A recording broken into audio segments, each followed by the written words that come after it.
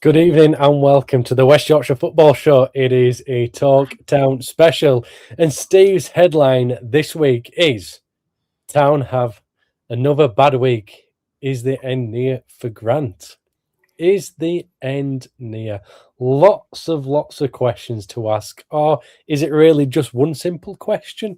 We'll find out with Steve and Cal. Steve, how are you, my friend? You well?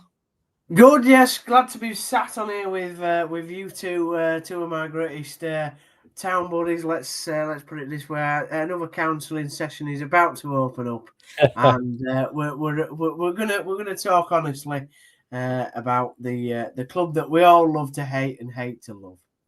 We always talk honestly on here, Steve. Cal, how are you, my friend? I'm excellent. Looking forward to doling out yet more Grant in views, as I'm well known for at this point. Yeah, it's an interesting state of affairs at the moment.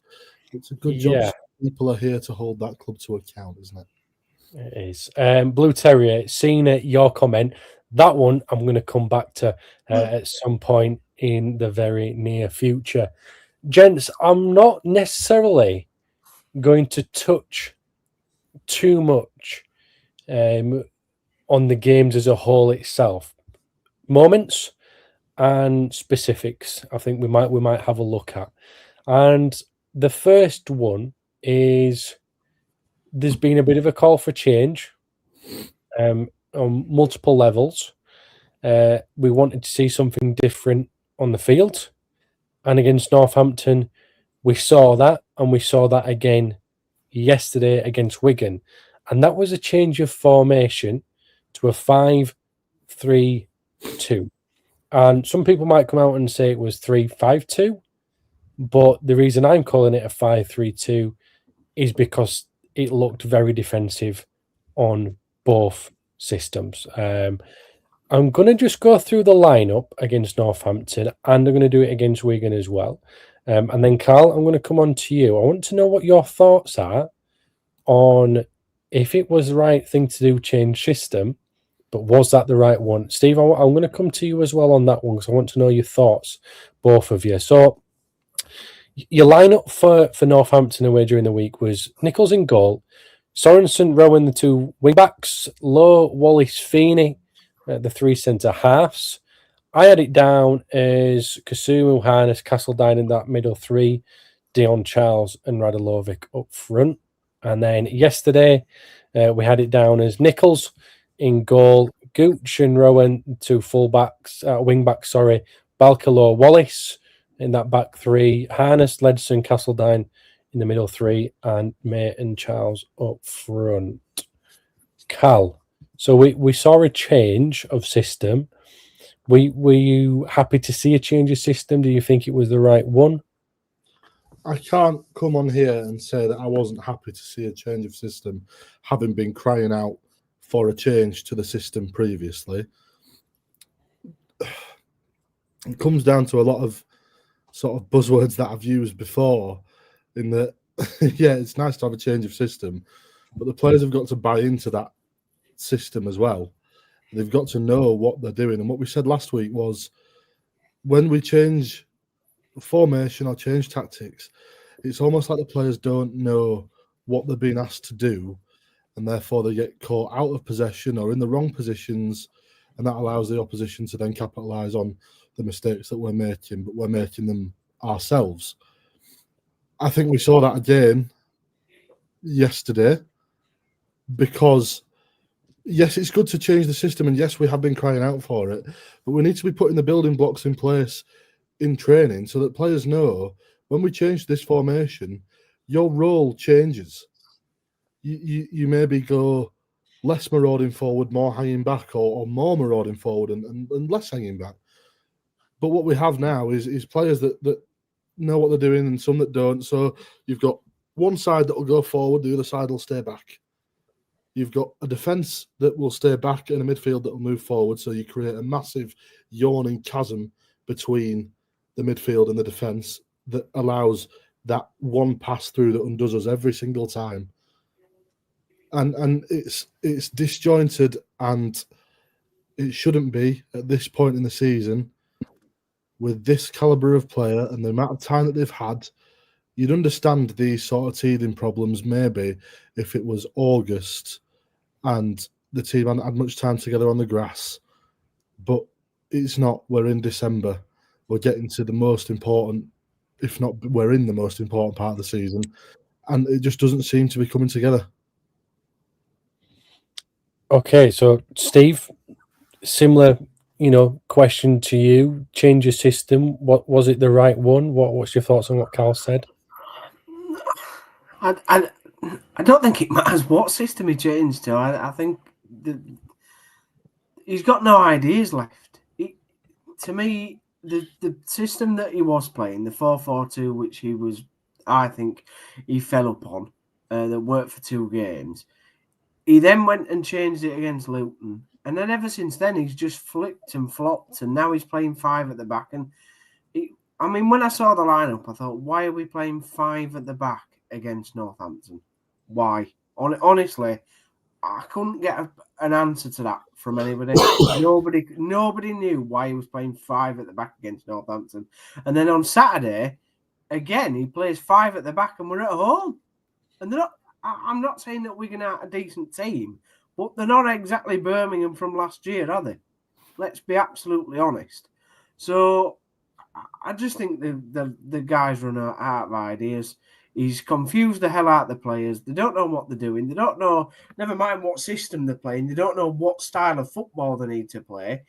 All that's consistent is that he's playing Charles and Bojan up top, who I think have just become so confused at whether one needs to go, whether what the other player needs to do, where they're standing on the pitch. It just makes no sense to me whatsoever. Having watched quite a lot of the Northampton game, and then unfortunately I didn't watch the Wigan game. I wasn't at the Wigan game, but from the reports and the highlights that I've seen, it's just seemed to me that none of the players knew what they were doing.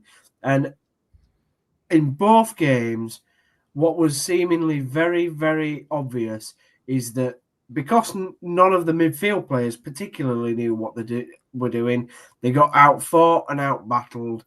We lost the midfield battle, and then the opposition's on our back 5.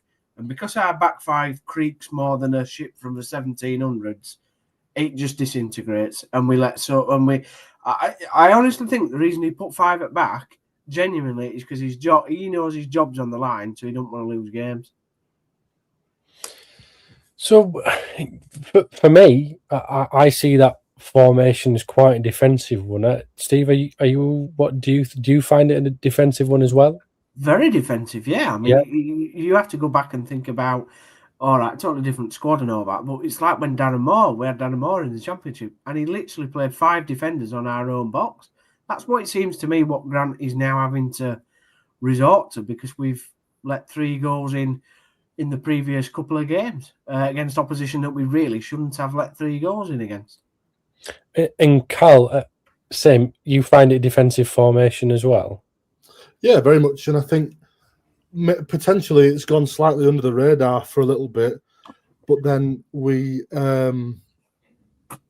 went to Cardiff and it was sort of laid bare, the defensive nature of that performance, and that we tried to close that game out within 5 minutes of it starting. And when then it's laid bare, you start to look for maybe more patterns in terms of the ways of playing. And then we've seen that in the games after the Cardiff game. But then you think back and you think, well, we have seen it in different games this season. We tried it and were exposed at Blackpool away. We tried to come there playing a defensive sort of try and break them down, pass it round the box, pass it from side to side, wing to wing, try and break them down. And they responded with a classic bit of Bruce ball that was forget about the tiki-taka and just launch it and go at them. And they did. And they won that game convincingly, and we were put to the sword. The more you think on the times that we've played defensively and it hasn't worked, the more times you realise that we've actually we've suffered in games as a result. So what we're saying is that he's recognised that Town have been leaky defensively, and then it's been poor. So he's changed the system, but it's not changed the fact that Town are still leaky and nervous. But also, I think what we're also concerned about is that, Carl, correct me if I'm wrong, but and this means no disrespect to Northampton, but Town are going away with the club, the size of the club that they are, the players and the caliber that they've got, are going away on a Tuesday night to sit back and defend. That's not what the club's about. No, and that's not the mentality of a football player. That's the mentality of a coach. You are told to do that by the coach. No football player wants to go into a game and go, well, we'll just let them have the ball and we'll maybe get a break when we can. They want to go at it, but they're coached not to. And why is that? Because I don't believe that there is a lack of quality in that back line, because those players have showed their quality on occasions as individuals and as a unit. I believe there is quality in there. So why are we being told to sit back at Northampton away from home? Is it because there's fragility throughout the squad that we're worried that's going to be exposed? So it's easier to just sit back as a team and try and prevent that from happening? Or is it the tactical naivety of a manager that can't change in the moment? I think that may be what it comes down to. And Steve, do you think that the formation that Town have been playing before that is a very potential unfluid, bear with me now, an unfluid 4-4-2, 4-2-3-1 and a slash of 4-3-3? How many players that's kind of how it is, but way out of position with certain areas. So do you think that that has been so much in the players' heads that when they've had to change this system again on Tuesday night and yesterday, it's just confusing a little bit more? Because on Tuesday I was watching, and there were so many times that Rowan needed to go down the left wing, but he just didn't have the support. He didn't know where he needed to be because he's not had to do that before. And, you know, same again at the weekend. They're looking for options down either side. It was a case of, well, there wasn't a forward option. And, it's becoming a point where they've changed the system, and now players' performance, that levels down. I mean, Dion Charles, he had a fantastic month, but I'm failing to see him back it up now. Is that a fair comment? Yeah, absolutely. Yeah, and in a way, it's both. We'll take Dion as an example, right? It's both Dion's fault, but it is also Grant's fault, because Grant isn't giving the instructions to get the best out of the players. Well, one of the worst things at Town is that we just don't have any width in the entire squad. I mean, all right, you could say that we possibly could have it if we had Owls available and Redmond and players such as that. But literally, the only winger that we've got fit at the club at the moment is Marcus Harness. For the last month, he's been playing in centre midfield alongside Kasumu or Ledson, right? And so I'm not surprised when Rowan looks up and he goes, well, I either have to sling it long and hope Bojan or Charles gets onto the end of it, which is a hopeless ball up top, or I have to come inside to my centre-back partner or play a dodgy ball into the midfield player who, let's be honest, isn't good enough at the moment. He's weak on the ball or weak mentally in that midfield position. So I feel a bit sorry for the wing backs, because I actually think we've got really good fullbacks in a sense. I actually think Rowan's a really good player. We saw it at Lincoln, how effective he can be in that side. Sorensen the same, but they're just not utilised, and they've not been given the platform to be able to go and play. Like Gooch is the same, right? Gooch is, let's be honest, it is in the top, I believe, it's my opinion, is in the top 4 or 5% of players in this league, right? He's a cut above. He's a championship player for me. But he's not being given the platform to be able to go and play off.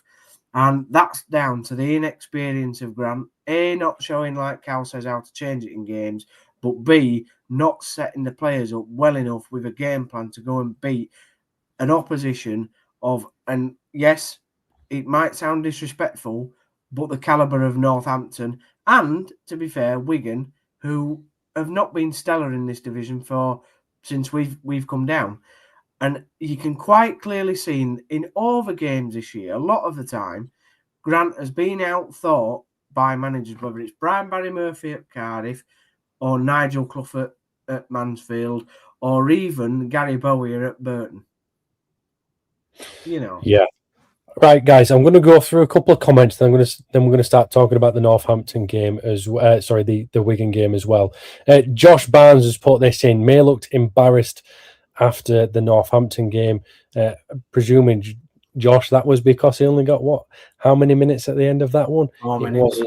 It wasn't many at all. Blue Terrier still got yours to come on to. Josh, another one from you as well. Fiona, I've seen yours, a couple of yours, one to yours to come on to later when we start talking about the Wigan game. Blue Terrier said, in Lee Grant's defence, his tactics worked on Football Manager. Just to let you know, guys, we are on my Football Manager.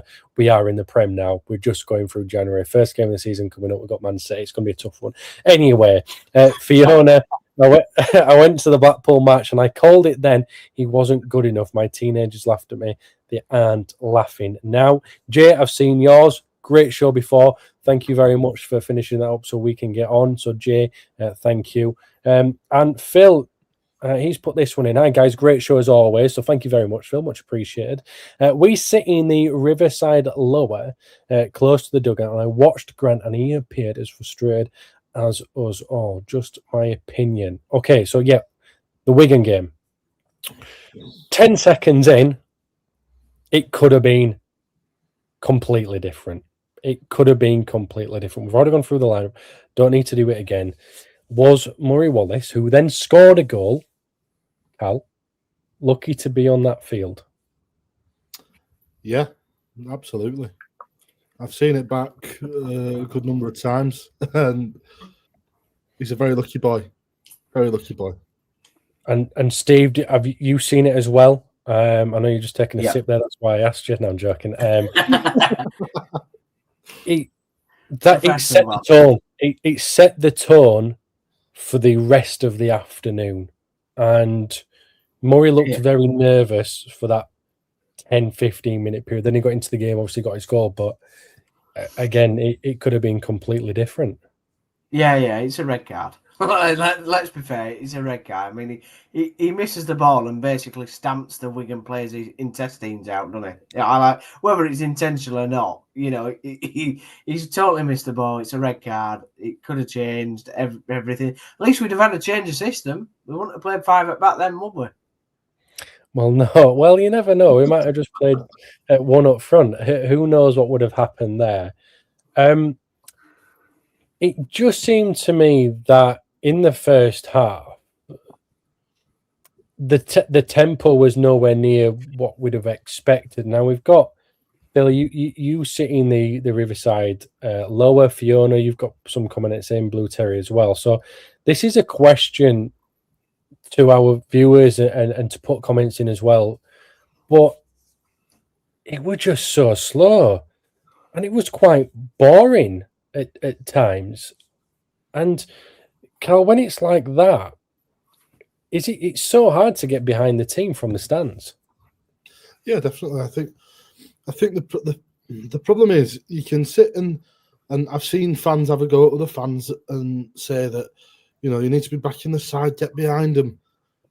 You've got to think that the product on the pitch for the last 3-4 years has been appalling. It has been a shocking product to watch week in, week out. So what are you getting behind? You've got to ask. So there's got to be some inflection at some point to go, we're asking these to get behind us. And I don't know whether anyone saw it at the time. Marcus Harness, I believe after the Wigan goal, turning to the south stand and sort of giving it a bit of the, come on, we need you, etc. Okay, but give us something in that case.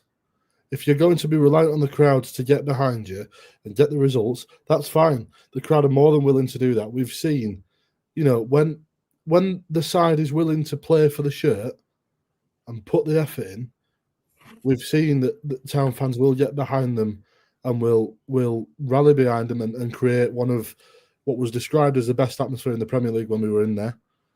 And has been consistently a very good atmosphere throughout when the side has been playing for the shirt. But when they're not, it's such a difficult product to sell because you'll go 1-0 down and you just think, well, what's the point?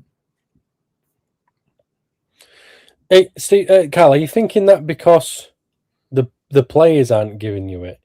But what do you want to see from the collective?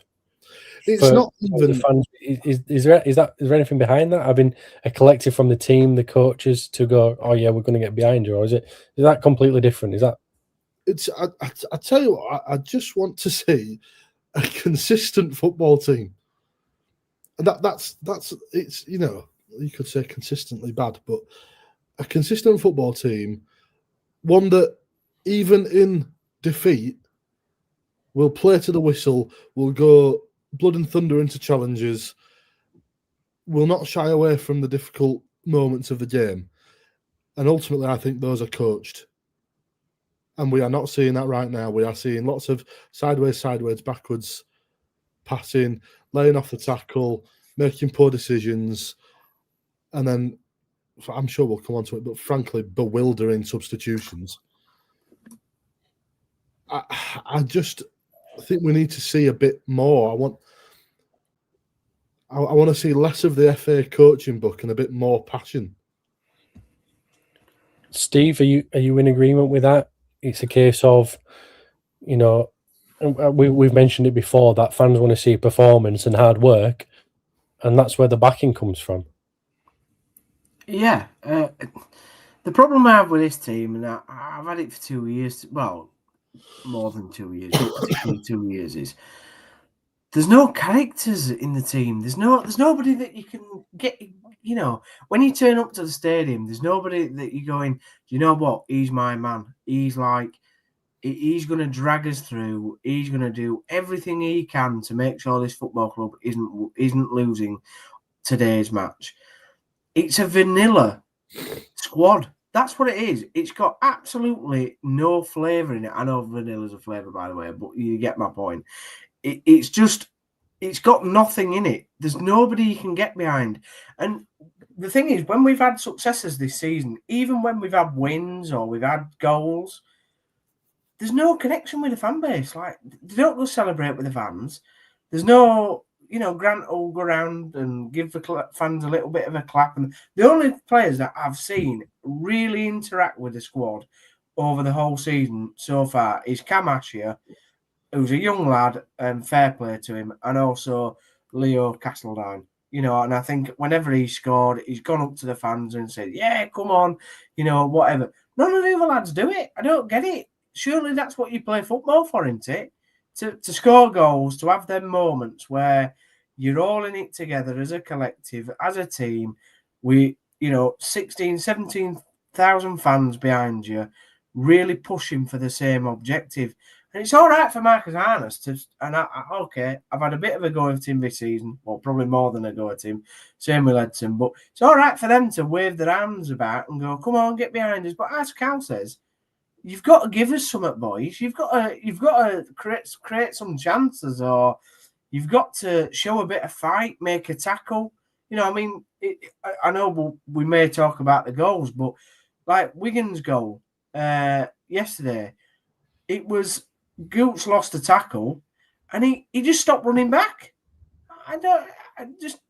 You've got to, if you lose the ball, you've got to go try and win it back. I was disappointed with Gooch because he's probably my favourite new signing in that moment. But my biggest problem with this squad is there's no characters. I have no connection with Lee Grant. I did have a connection with Michael Duff because I actually thought, and whether we've disagreed, Kane, on many occasions, so we don't need to go back over it, his football style and that. But at least I got behind, you could get behind the bloke because he come out and he didn't talk in all these group and terms and all that crap. he actually said what he thought about the performance. Lee Grant just doesn't do that, doesn't take responsibility, and it's just vanilla. And I don't want vanilla. I want chocolate or strawberry. Just to very, very quickly jump in there and sort of build on what you've just said. I don't know if anybody saw, but after the game, Lee Grant attempted very, very clumsily to pin the issues with the current squad and the supporter apathy on last season and the season before, which I found to be a brilliant reach from someone that isn't getting a result out of the team either. I think he said something along the lines of, you feel the weight of what's gone before. I watched every game of last season, and the frustrations don't take long to come to the surface. It's like, yeah, not like that. Yeah, watching the same thing happen again. Yeah, but we've had 5 years of it, Cal. We've had 5, 6 years of it. Yeah.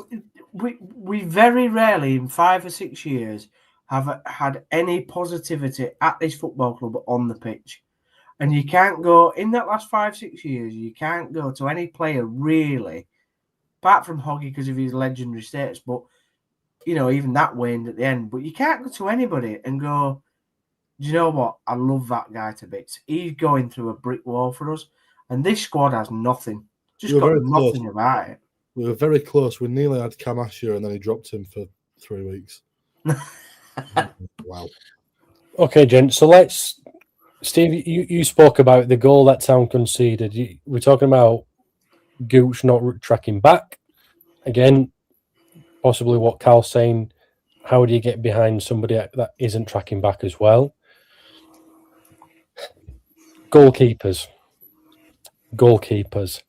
It's not going very well, is it, this season? Decision making, Cal. It's poor. It is poor.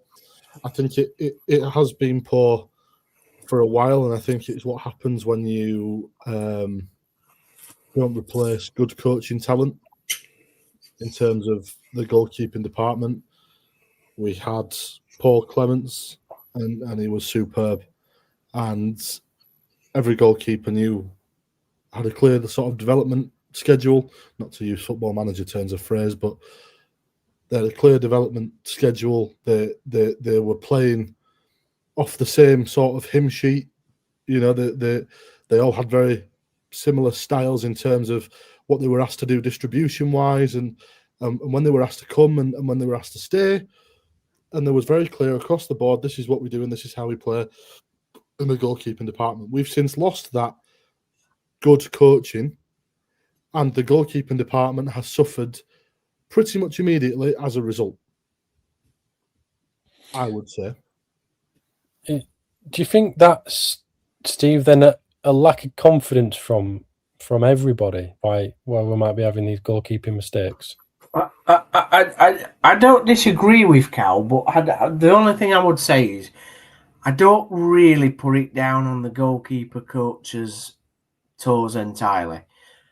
I don't think what's helped this situation is at the start of the season, Grant was quite clearly asked who his number one is, and he went, "We don't have one. I have 2 number ones."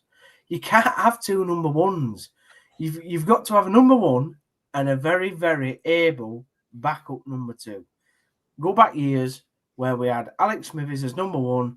He got injured. Ian Bennett came in at 42-year-old, probably could play till he's like 89, and he'd do an able job, right? And every Town fan knew in the stadium Ian Bennett were a great number 2.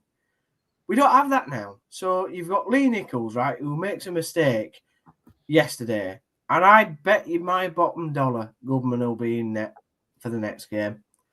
100%, because he doesn't know he doesn't know his own mind, Grant. He just flop. This is what he does. He flips and flops from one player to the other player, and in the goalkeeping department, you can't do that. You've got to have consistency.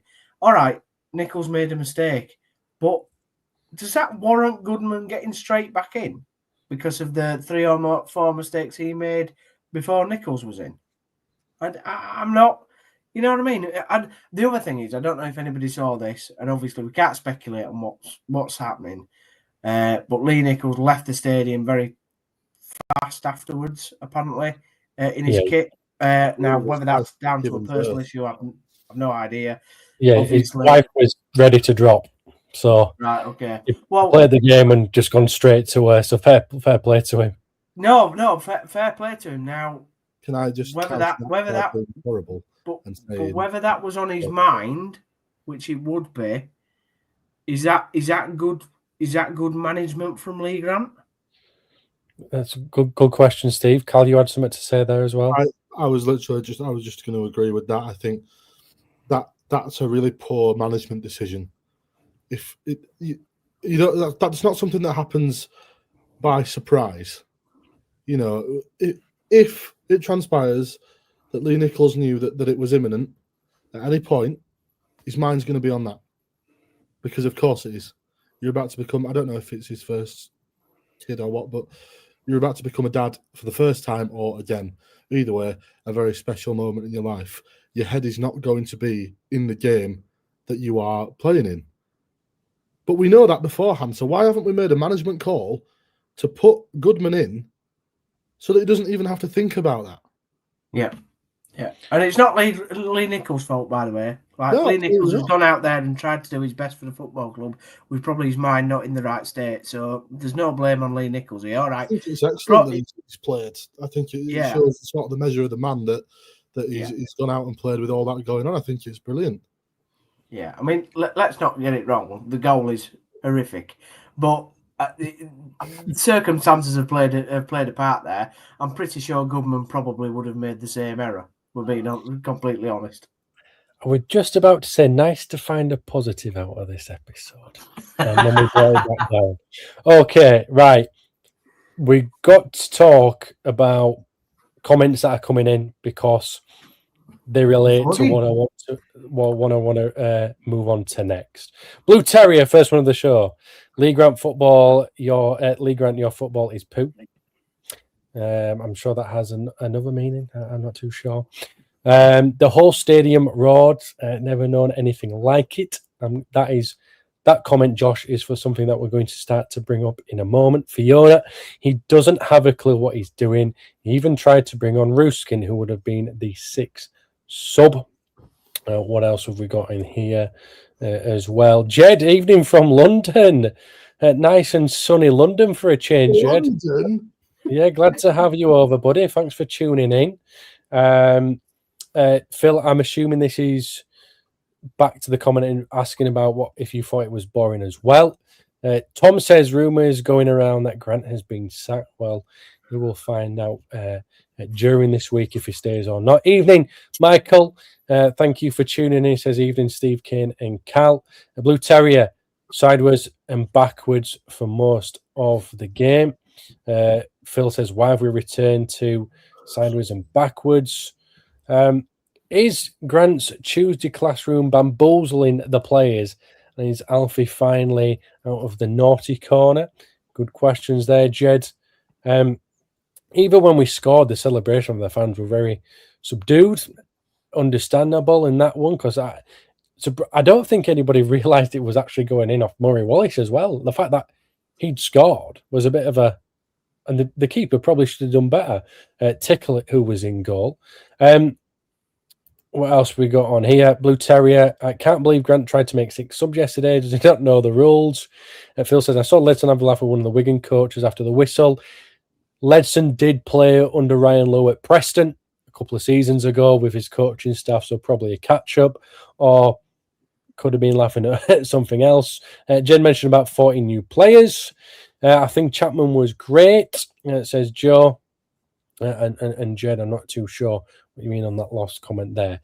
Gents, before we move on to my next point, any reactions, Steve, from you for the comments that we've got in, apart from how great it is, by the way? Thank you for everybody for commenting. Yeah, sideways and backwards, good points there. Don't know why we've returned to it, other than it's obviously a mentality thing. It's obviously that's what they're being asked to do, and they're obviously doing it. So, I mean, he keeps coming out after games and saying basically contrary to that, but 20,000 people, or however they want that in the ground yesterday. Let's be honest, there were about 6, but 6,000 people can't all be wrong. We're all seeing it with the same eyes. Even dodgy ones like mine can see that we're playing crap. Let's be honest. And so, yeah, good comments, and thanks very much for getting them in, because it really helps the debate. But it just shows, doesn't it? I mean, how many people watching this? Nearly 100 people watching this, and they're all saying the same thing. We can't all be wrong, can we, guys? No, we at least pretend we know what we're talking about, and I think sometimes it gets backed up by the fantastic comments that we have in. Cal, anything on there that stands out for you that you can relate with? Yeah, I think like Steve says, we're all talking in the same language now, aren't we? Even the people that traditionally are like, you've got to give a manager time, they're starting to have seen enough. And I don't know, it's strange. There's been sort of a mixture of things that have put fuel on this fire, which has been, we've talked about Carmichael Dave on Twitter, and whatever good things we're doing off the pitch have almost been spoiled by what's happening on the pitch. And why, as an owner, you would want that to happen, I don't know. What is very interesting is that there's been no, and I know, Ken, you've said this before about the content output of the club as a whole. There has been no social media posts from Huddersfield Town Football Club since 3:05 yesterday. And that was the post-match press conference, and that is the last thing. Now, surely to God, if you want to put an end to the rumour mill bin fire that's currently happening on #HTAFC, you'd put something out. Put an advert for some clothing or something. All you're doing, silence creates a vacuum. And that's all that's happening now. It's a bit of a vacuum going on. Okay, so the next thing I wanted to speak about was fan reaction. Guys, you weren't there. I was commentating, and it was very loud chants of, you don't know what you're doing, getting sacked in the morning, and lots of boos when Alfie May and Leo Castledine were brought off. Castledine has been a bit of a shining light for Huddersfield Town over the last few weeks. He's been playing absolutely unbelievable, playing absolutely out of his skin and working hard. Alfie May finally starts and gets brought off. Now, look, down to opinion, Alfie might not have had the greatest of games yesterday, but I think he played just a little bit better than Dion Charles. So why want that change different? And I think that's what the fans are now seeing as well, and showing their frustration for about, because do you feel, Steve, as a fan base now, they're at the end of the tether with Lee Grant? Yeah. From the reactions that was given yesterday. Because don't get me wrong, some of the chants were from Wigan fans. In fact, maybe 60%, but Town fans were joining in with that. Yeah, no, I think let's have it right. Even if it was 40% or whatever, that just shows the feeling. I mean, it's very rare that Town fans would, I think, join in with that sort of chanting. I mean, blooming heck, the worst manager I've ever seen us have in my time supporting the club is the scaffolder from Scotland, and we didn't even chant he's getting sacked in the morning for him. So, to be honest, it's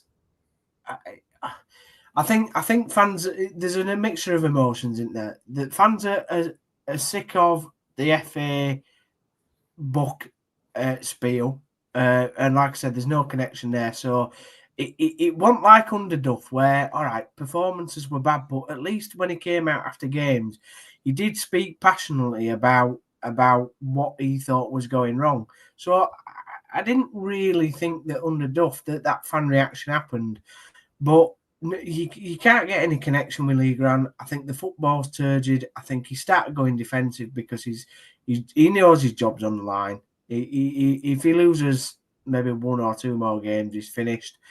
Why we didn't sack him earlier? I mean, I've been quite.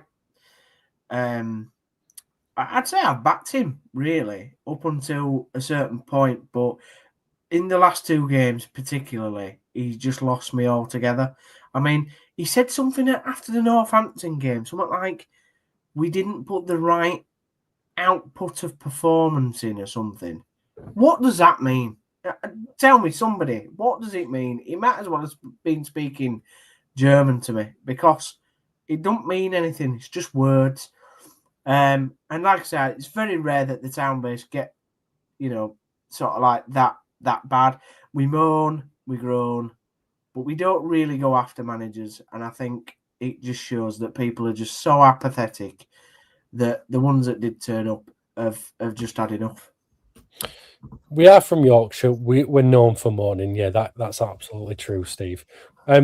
Cal, when you're at the game, you're in the Cowshed South Stand, with the Cowshed Loyal, fan reaction, what you heard, what you've seen from yesterday, is it valid? Definitely. Because like Stephen says, we're not a fan base that I would say likes to do that sort of thing, because we appreciate that we are better when we get behind the players and the team performs better as a whole when everyone's pulling in the same direction. I remember we lost in, I think we were still in the Premier League. We lost at Bristol City in the League Cup or something. And I'd gone down and we booed the team off at half time, and an old man turned around to me and shouted at me and told me, "You never boo the team off.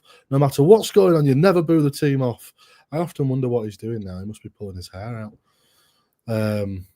But that shows the sort of change that we've gone from you never boo the team off, you always get behind them, to no matter what it is. I think that it may be more than 40% of the stadium that were chanting those chants yesterday. But that shows we're in a place where we're at now, because he's offered, after every game he has the chance to explain himself, and we don't get that explanation. What we do get is babbling nonsense that it doesn't make any sense. I was trying to think. I saw something yesterday that was like a direct quote from his post-match, and I can't think what it was now, but it was almost like he's watching a different game to what everybody else is watching. Yeah. Reminds me a lot of Danny Cowley, actually.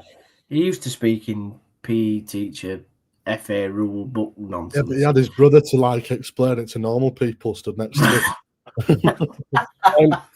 Okay, gents, just one last one about the weekend's game before I come on to something else. I've got a really good comment as well that I want to put up.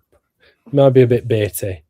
So the fan base, I'm getting the feeling from you two that the fan base may have lost with Lee Grant, which makes you wonder, where was Joe Taylor? He's the second top scorer of the club, not even involved in the matchday squad. What were your thoughts on that one, Steve? I think there's been a player manager breakdown there. I'm not saying on the levels of Salah and Slot, by the way. Joe Taylor's not come out and done an interview like Salah has, but I genuinely think there's been a breakdown. It's quite clear that. I mean, I said it. Was it the other week? Well, it might have even been the last podcast. I'll have to go back and watch, but I think I said that Joe Taylor had gone down the tunnel like 5 minutes to the end of the game because he knew he wasn't going to be brought on, and somebody had said that he'd sort of marched down and he looked really cross and angry, and it's just not worked out for him, has it, since he's moved to town? And I think there's various reasons for that, but there's obviously something there that Lee Grant just doesn't trust Joe Taylor. He gets asked about him in interviews. Obviously didn't get asked about him yesterday, which was quite weird, but He has been asked about him before, and he keeps saying, yeah, Joe's got to learn how to use his emotions and all that. And we know he's a bit of an emotional player. Sometimes he doesn't do what the fans necessarily would like him to do. But like you've said, Kane, he's the second top goal scorer at the club. Why is he not on the pitch? What I don't get it. Yeah, Cal, what were your thoughts on him missing out on the squad? And Michael just put this up as well, and no Feeney as well. But the manager has mentioned before, he only prefers to keep one defender or one centre half in the subs and keep it more attacking. But Joe Taylor not involved at all, Cal. Well, there you go. Let's just analyse what you've just said there. The manager likes to keep it more attacking and yet has dropped Joe Taylor. Where's the sense? But I think when all this is done and Lee Grant is out the door, it's coming. It will happen. We don't know when, but you get the sense it's a matter of when and not if at this point. I think there's going to be quite a lot of things that may come out about his relationship with certain players that we're just not privy to at the minute. Because I cannot think of a reason why you would not at least bench these players. It makes no sense to me. And the whole Alfie May situation is a separate issue with a very similar MO, I think.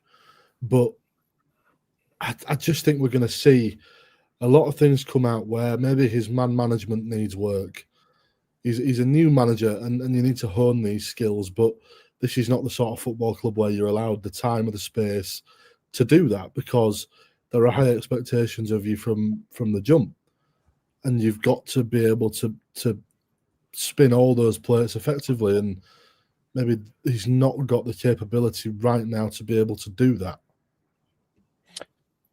I'm glad Phil's put this. I saw the sick and injured players yesterday. Feeney was there, but no Taylor, nowhere to be seen. I did see that as well.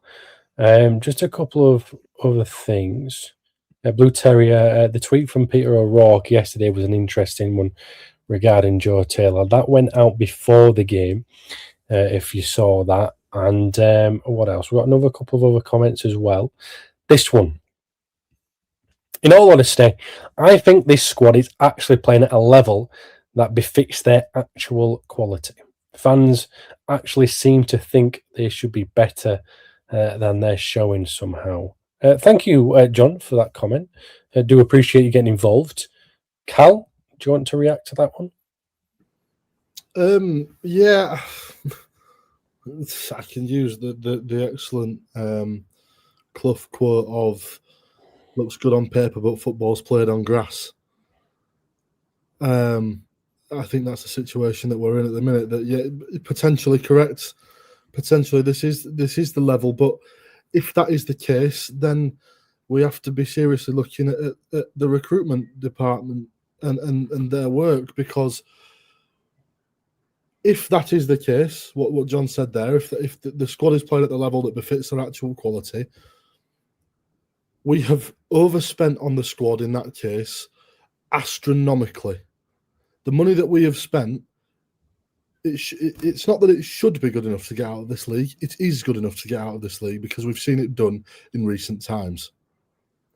So if we've bought players that are good enough for this league for the money that you would pay for players that are better than this league, then we need to look internally at that. I don't necessarily agree, because I think there are players in there that have the experience and the quality that is a bit of a cut above. They are being hampered by the system that they've been asked to play in.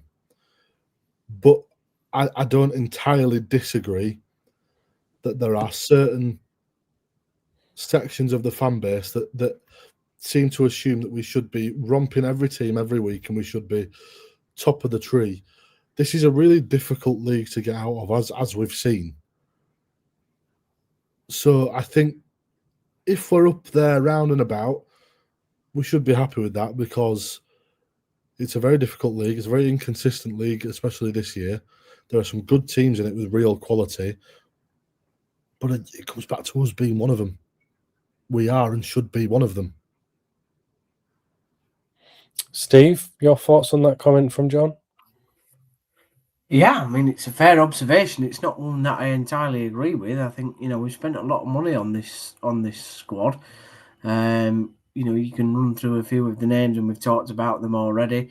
The likes of Joe Taylor and Alfie May. Anybody in this division would want them up top.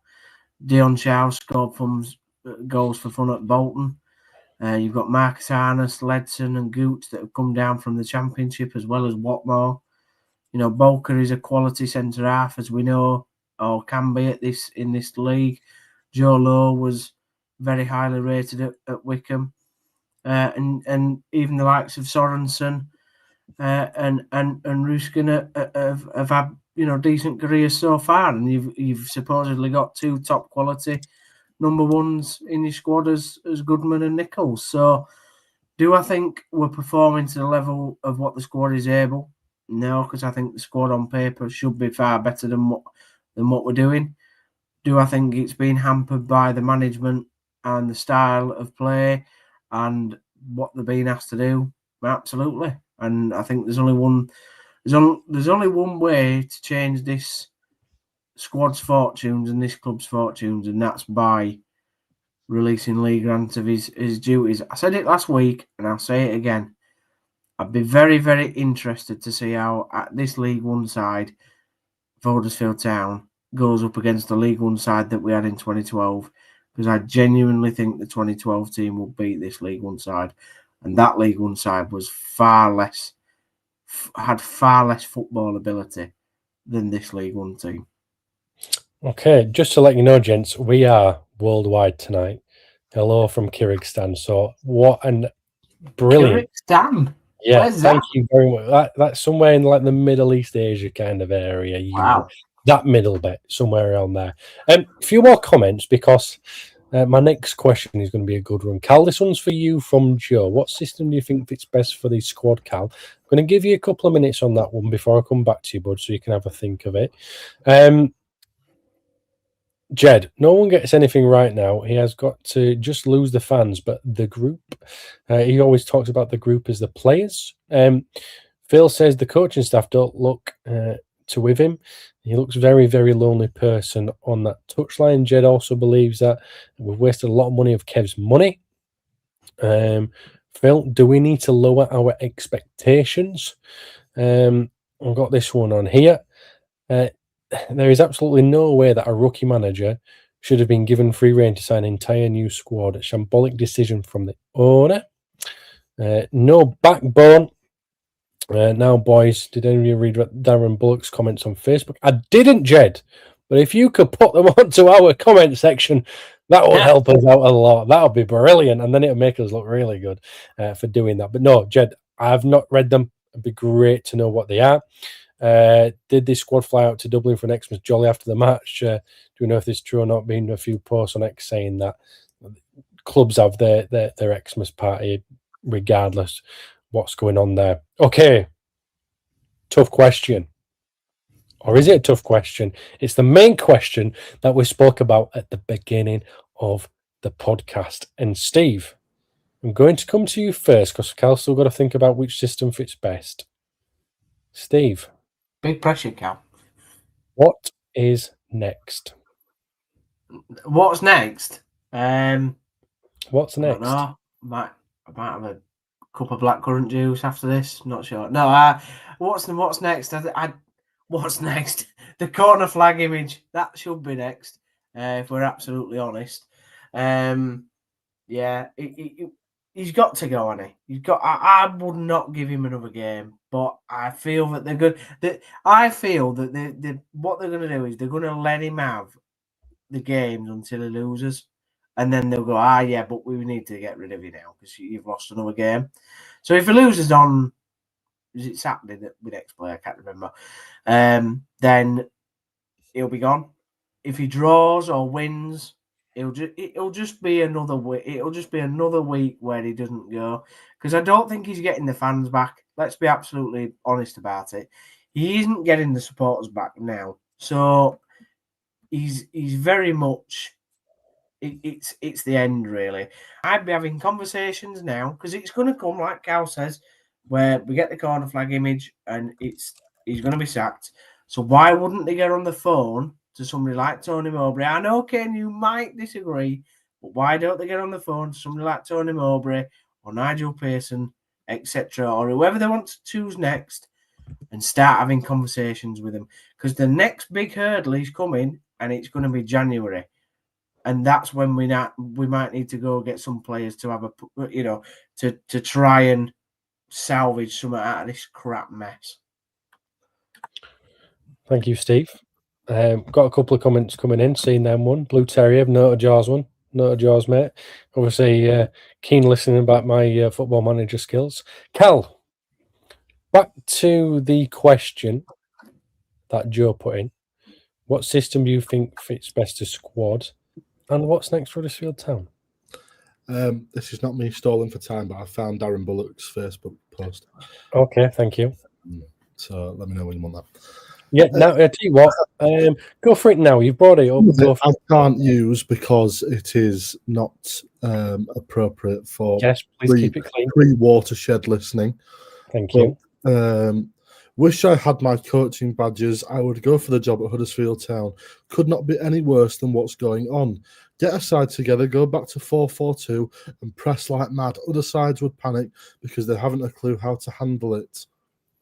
I would even do it for free. Overpaid bunch of robbing. Ran over. See you all tomorrow. We can't play 4-4-2. We haven't got wingers. We also want an overpaid bunch of robbing some things. Yeah. Interesting that from an ex-pro, an ex-town player who clearly holds the club very closely to his heart. Yeah, I think that's maybe quite telling of the situation. I'm not sure whether I'd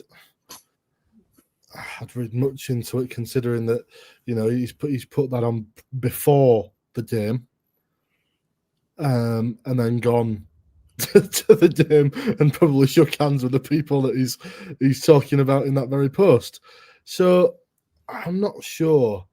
But okay, then, Cal, system-wise, Darren Bullock wants a 4-4-2. Joe's asked you the question. What's your system? For me, I don't think that we're too far off it as we are in terms of the actual system. I think we need to put the players in the right places. But I think for me, it comes back to something that we were talking about maybe a couple of weeks ago or last week. Leadership. We need leadership on that football pitch and a collective sort of galvanization of the squad to go, this is not good enough. This is the way we play. This is how we are going to set up. And that comes from the manager. By the way, I'm talking about leaders, not just on the pitch in terms of players, but also in the dressing room. We need some sort of galvanization, as I say. So the system, I don't think is incorrect. I think the way it's been applied is incorrect. Okay. What a politician's answer that is. Yeah. So to answer your question, Joe, this question, he doesn't know. Thank you. Know. Yeah. I mean, thanks for asking me, boys. It's all right. Yeah, I'll be here. Pep Guardiola will be here next week. Well, with Joe's question, Blue Terrier, no, I didn't. Please tell us. Cal. Also know this as well. He dropped the F-bomb when the sprinklers went on mic. Love that. Okay then, Cal. Getting close to wrapping it up, guys. What's next? Well, it's a question of what should be next or what will be next. What will be next is a promotion for the new range in the shop before Christmas. What should be next is the corner flag with Lee Grant has been relieved of his duties. We place our thanks on record for Lee and his coaching team. And then we get Worthy in as interim. If he wants it, I mean, there's probably no stipulation in his contract that says that he has to take it. So if he wants it, we get Worthy in. If not, then I don't know who's next. But Hoggy will take it. Yeah. Oh God, if that move has just been lining up for Jonathan Hogg to come in as interim. The thing is, right, the really sad fact is that Worthy will step in and we might win 2 games and everybody will lose their minds again. Worthy to end the season, and we'll all sit here for 2 podcasts and go, yeah, great idea.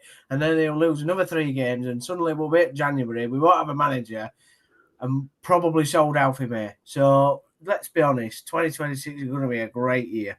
What will they sell Alfie May for? £3. Yeah, but we as we said before, we're a defensive team now against Northampton and Wigan. We don't need the likes of Alfie May. As we've said, Huddersfield Town, where footballers' careers come to die. Right, okay, gents. Joe says, cheers for that, Cal Starmer. Blue Terry says, give it to Mark Lillis. Blue Terry, is that after you give it to me or not? Is that after I mess up as well? Come on, Football Manager, I've got us to Prem anyway. On a computer game that hasn't got stipulations. Either way, I used the same squad. I only brought 1 player in on a free for the first season anyway. It was messy, everybody. It was messy. So it wasn't. It was Joe Rolls who signed for Plymouth. But either way. I bought him because absolutely did bits funny. Yeah. I'm asking you what's next in what you want to see. Rotherham next week away. So Yorkshire Derby, West versus South. Could that be the last one? Is that what we're thinking? Hopefully. Hopefully from you, Steve, or do you think it was this weekend? No. It should have been this weekend. It should have been. Okay. But they'll wait till he loses, won't they? They will wait till he loses the game and then they'll go, oh, yeah, we need to get rid of you now. Right, okay, so you both think it should have been this weekend. So what briefly, because I'm just aware of the time, and look, the viewers that we got, by the way, brilliant. Thank you so much, and the comments have been brilliant, but I don't want to waste the rest of your Sunday evening ready for work tomorrow, Monday. Briefly, Steve, what if Lee was to go and you saw somebody else come in, what kind of coach, a head coach or manager are you wanting to be to come in? What would you want to see come in? Tony Mowbray or Nigel Pearson. Listen, I know, Ken, I know you don't want that by the picture on your little face, but somebody's got to get these lads in order. Somebody's got to go. Do you know what, boys? You're good enough to be at the top end of this division. I'm going to come in. I'm going to sort it out. I'm going to make sure that we play proper people in proper positions. We don't overcomplicate it. League One doesn't need to be fancy flicks and all the rest of it. It needs to be good hard work, that you get shots off in goal, you get your crosses in, and you create a bit of excitement in this division. It doesn't take a genius. And that's no slight, by the way, saying that Tony Mowbray and Nigel Pearson are thick, because they've had stellar managerial careers. But it needs somebody to give them a rocket up the backsides. League, I don't think Lee Grant knows what the word angry is, to be honest. Was it after Wigan when somebody asked him, I can't remember if it was Radio Leeds or whether it was the club channel, and somebody went, do you ever get angry, Lee? Have you given him a rocket? And he go, oh yes. Oh, I get very angry, mate. It was about as convincing as Anti-Peg on Heartbeat in 1993. So let's be honest. Going back to your previous question, what should be happening is the corner flag should be shown, Worthy in for a game, and then they have they should be on the phone now having a conversation with either, like I said, Tony Mowbray, who would be my pick, or if Tony's not able to, Nigel Pearson. Get him in and play some proper football, proper northern football by a northern manager. I don't think Mowbray would be a bad shout, but Nigel Pearson, no. That's just my opinion, and I will literally give my opinion on this one, because this time he's got as much personality as a dead plant. Cal, same to you, buddy. What would you want? What would you want to see this coming week? What would you want to see in the future if Lee Grant was to go? What kind of manager? And I don't understand the logic of giving him the Rotherham game. I really don't. giving him another chance to kick the can further down the road, and then at the end of it, ultimately, we're in the same position as we are now. But we've seen that the indecision before of the ownership, that we had the perfect opportunity to get rid of him after the or before the international break. We didn't. There isn't another one till March, which means that whatever manager comes in, when they come in, because they won't have a dedicated time without a game to bed that system in. So, in terms of what I want to see, like we've said, Grant's gone for me, I think. And if not this week, it has to be soon after the Rotherham game. It doesn't matter what the result is. Once you've lost the fans, you can't get them back. But Mowbray, I think, is the best maybe that we could hope for at the minute. He'd be looking for a way back into management. Is it a bit too big of a job for him to come back from his long sort of period of convalescence? Is it too big a job for him to come back into? Would he want to maybe ease himself back into work life with something else? I don't know the mentality of the man. Maybe he'd relish the challenge. I'm with Kane with regard to Pearson. However, one thing I will say is you don't necessarily have to have personality to be a good manager. And I think we do need a disciplinarian at the minute. I do think we need that to instill not only a tactical vision on the side, but also almost a mentality, a hard-working mentality back in, because that's all that Warnock did when he came. He instilled that mentality back in, and it worked. We need that again. So, Tony Mowbray, Neil Warnock. There you go. Yeah, but can I just make a quick point? Can please people stop ringing Radio Leeds and saying, can we get on phone to Warnock? Can we do it? It's not happening. So just get it out of your head. It's not going to happen. Neil Warnock, the dream of Neil Warnock coming back was demolished the day that Kevin and Warnock obviously fell out after the Norwich game. Like, it's not going to happen. So, please, can people stop bringing up 18 months later going, please, Kev, please ring Neil back. It's not going to happen. Stop saying it. Do him made in. Yeah. Jed says, I've come 12,000 miles for this. Joe reckons he'll be gone in the morning, I feel. Blue Terrier I would like someone who is a good manager and will give them clear instructions based on their strengths. Jed says Kevin Nolan, Steve Evans. God. I would thoroughly enjoy Steve Evans at town, to be fair. Yeah. I think it was mentioned earlier. I think it was Jed who put Kevin spent his money and it's not really getting much of a turnaround.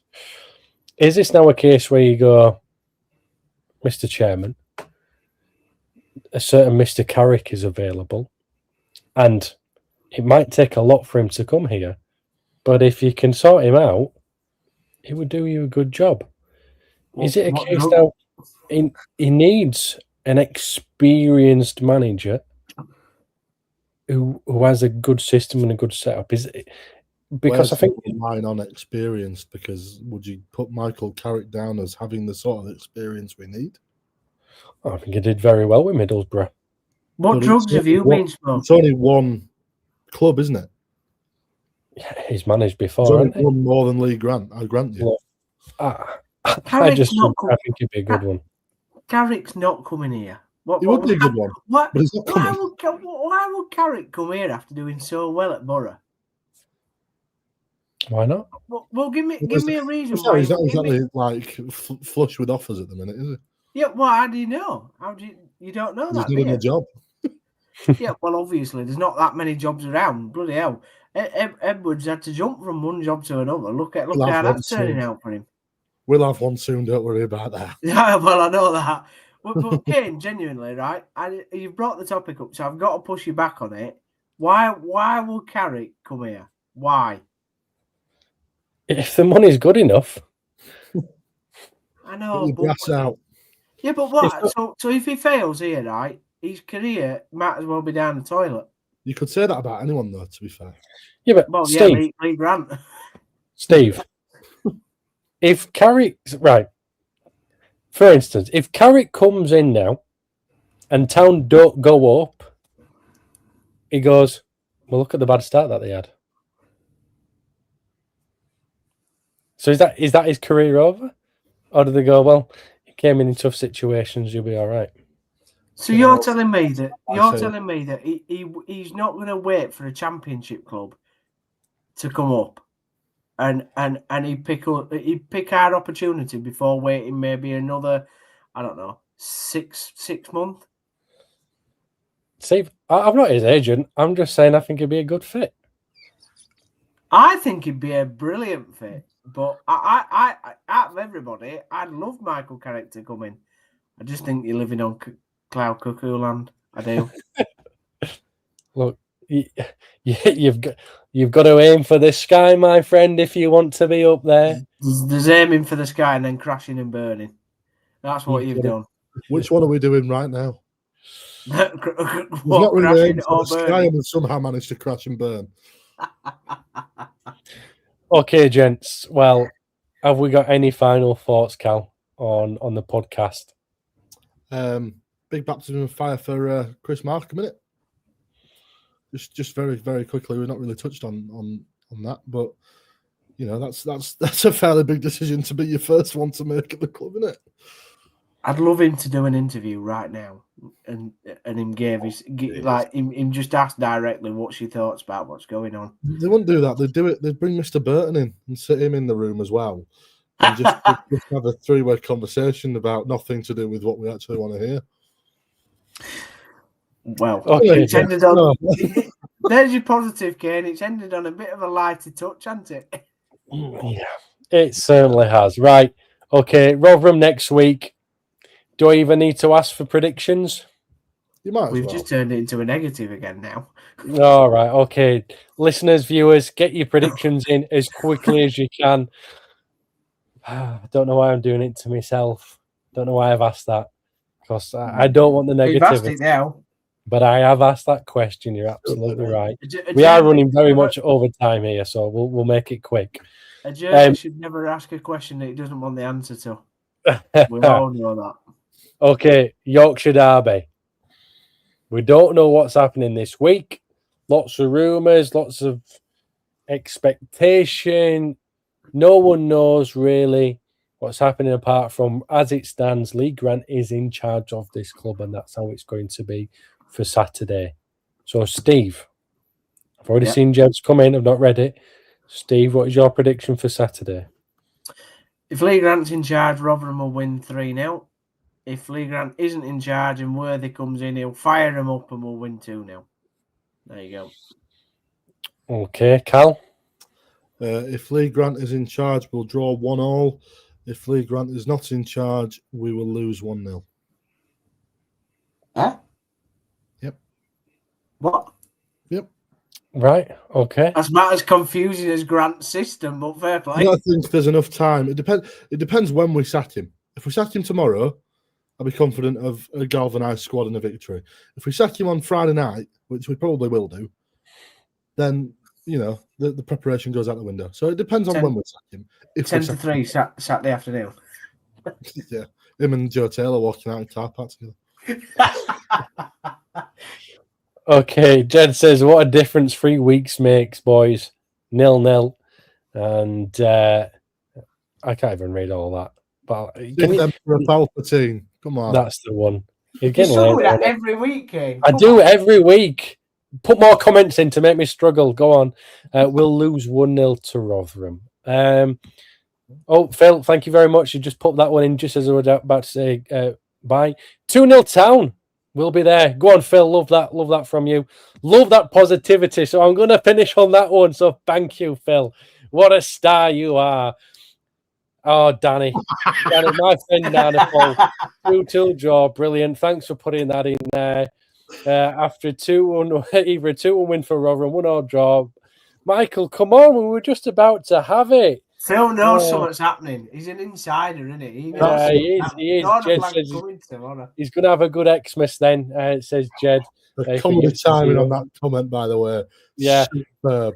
Yeah, Nana Paul. Great timing. Thanks, mate. Oh, 3-2 Borja, 95th. That's better. There we go. We've got his positivity back. End it now. End the show. No, that's End it. That's it. You've been brilliant. Thank you for all the views, the comments, like, subscribe. You know the spiel that I've got to say. I say at the end because it's better that way. Steve, have a wonderful week. Cal, have a wonderful week. Town Talk special. Town have another bad week. Is it the end for Grant? It's a big question. We don't know. Have a good week. And until next time, we shall see.